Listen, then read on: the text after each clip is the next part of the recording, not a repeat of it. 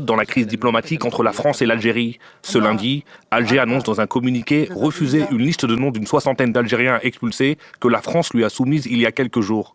Les autorités algériennes ont décidé de ne pas donner suite à la liste soumise par les autorités françaises. Celles-ci ont été invitées à suivre le canal d'usage, en l'occurrence celui établi entre les préfectures et les consulats. La riposte de Paris n'a pas traîné. Dans une publication sur le réseau social X, le ministre de l'Intérieur Bruno Retailleau a promis une réponse graduée. Je regrette que l'Algérie refuse d'appliquer le droit international. Comme l'a décidé le comité interministériel sous la présidence du Premier ministre, une riposte graduée sera engagée. Dès sa nomination au ministère de l'Intérieur, Bruno Retailleau s'est voulu partisan d'une politique dure vis-à-vis d'Alger, parfois à coup de déclarations choc. Comme samedi, lorsque dans un entretien au journal Le Parisien, il menace de démissionner si Paris cède sur le dossier algérien.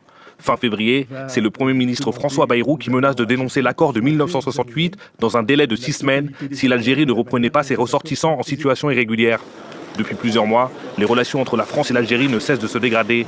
Tout a commencé en juillet 2024, lorsque le président français Emmanuel Macron décide de reconnaître la souveraineté marocaine sur le Sahara occidental. Une décision historique qui a provoqué la fureur de son voisin algérien. Dès lors, Alger et Paris s'enfoncent dans une crise diplomatique à coups de passe d'armes et qui ne semble pas trouver d'issue.